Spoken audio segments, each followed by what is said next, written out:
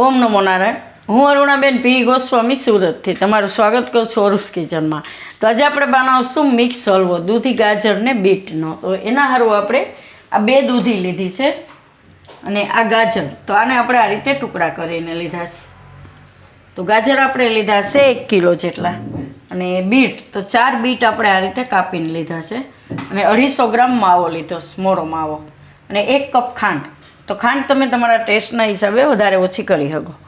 અને મલાઈ તો 1/2 કપ જેટલી તાજી મલાઈ લીધીશ અને કાજુના ટુકડા આ રીતે કરીને લીધા છે. થોડું ઘી જોઈએ આપણે 2 થી 3 ચમચી જેટલું એમ. તો આ તો આપણે 2 કટકા કરીને રાખ્યું છે, તો છીણવાની જરૂર નથી, આપણે એને કુકરમાં બનાવશું. તો આ દૂધી છે એને આપણે પછી છીણવાની હોય છે, કેમ કે એ નહીં તો કાળી પડી જતી હોય છે એમ.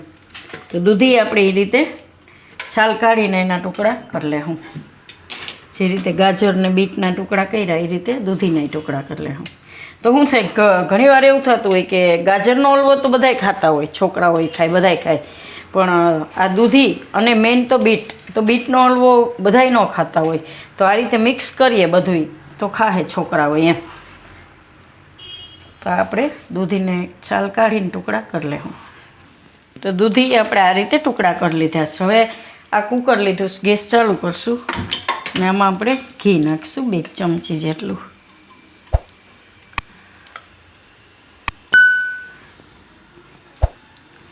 હવે ઘીમાં આપણે નાખીશું દૂધી.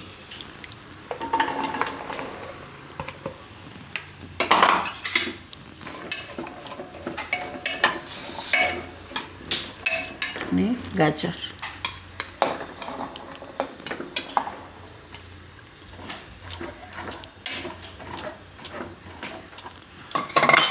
અને બીટ.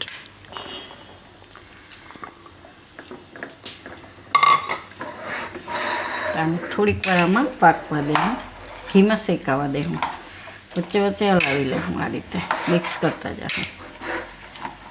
તો 2-3 મિનિટ આ રીતે કરી લેવું. અને આપણે થોડીક વાર આ રીતે ઘીમાં ફેરવી લીધું.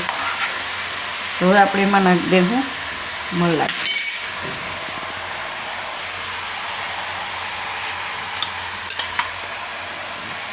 મિક્સ કરી લેવું.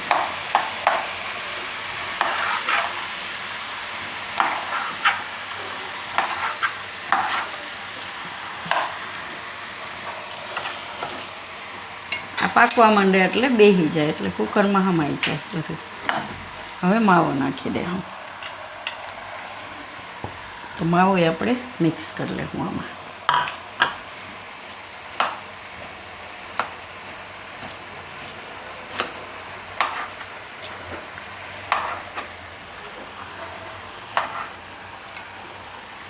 તો આમાં આપણે માવો આ રીતે મિક્સ કરી લીધું.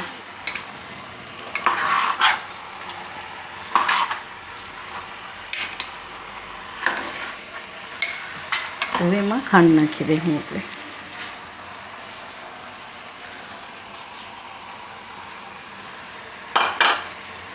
ખાંડને મિક્સ કરી લઉં આમાં.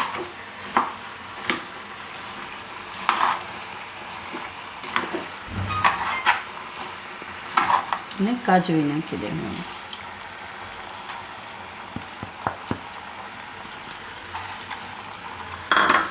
આ બધું એકદમ મિક્સ કરી લેવું.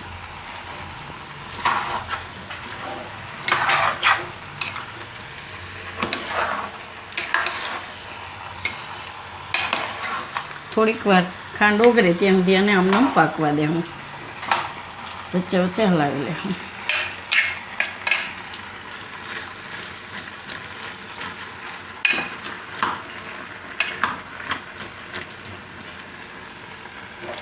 તો ખાંડનું પાણી થાય એમ જ સરસ પાકી જાય. એકદમ બધું આ રીતે કરી લેવું.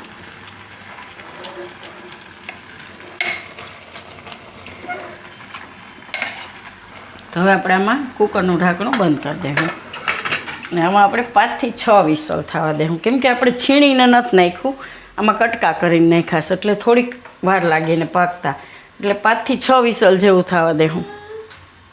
તો કુકર આપણે ગેસ બંધ કરી દીધો, તો હવે ખોલીને જોઈ લેવું.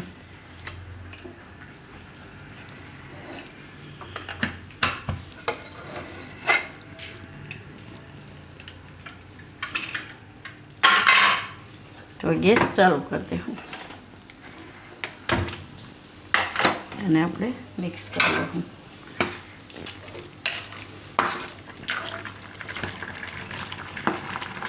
પેલું મેસર લઈને આને આપણે મેશ કરી લઈશું બધું. આ પાણી બરે ત્યાં સુધી પાકવા દેવું. તો દૂધી હોય એટલે થોડું ઘણું પાણી તો થાય જ અને ખાંડ ન થાય.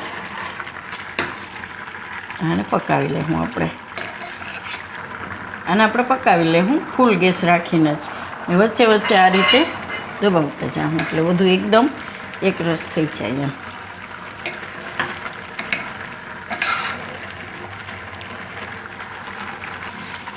તો આને આપણે 3 મિનિટ જેવું પકાવ્યું તો ઘાટું થવા માંડ્યું. આ રીતે ક્રશ કરતું જવાનું એટલે બધું એકરસ થઈ જાય સરસ એમ. તો હજી આને થોડીક વાર પાકવા દેવું. તો આને આપણે ટેસ્ટ કર્યો તો થોડુંક ખાંડ ઓછી લાગે, થોડોક મોળો, તો થોડીક ખાંડ હજી આ રીતે નાખી દેવું. કેમ કે આપણે વધારે પડતું બધું દૂધી ને બધું ઝાઝું લીધું છે ને એટલે ખાંડ થોડીક વધારે જોઈએ.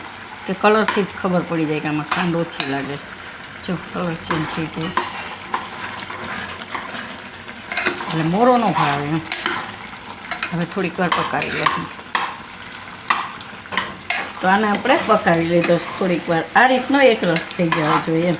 ને થોડોક આ રીતે રસબસતો રાખવાનો એમ. કેમ કે ફ્રીજમાં મૂકીએ ને આ ઠંડો થાય ને ફ્રીજમાં મૂકો તો તમે ઘાટો થઈ જાય એકદમ, પેલો ડ્રાય થઈ જાય. આ ડ્રાય નહીં થાય, ખાવાની મજા આવશે એમ.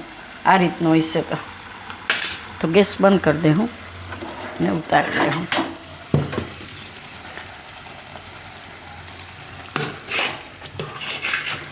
ગાજર છીણવાની એ ઝંઝટ નહીં, એમને કટકા કરીને તમે બનાવી શકો કુકરમાં એમ.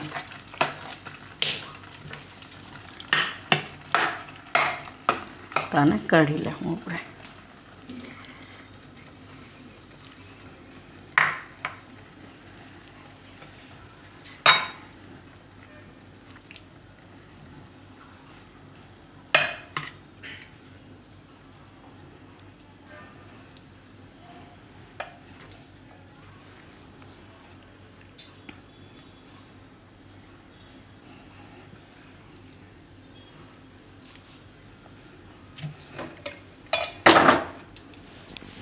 તો તૈયાર છે આપણો ગાજર દૂધીને બીટનો મિક્સ હલવો.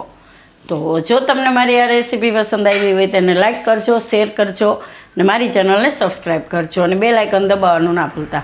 કમેન્ટ કરીને કહેજો કે તમને કેવો લાગ્યો આ ગાજર દૂધીને બીટનો મિક્સ હલવો.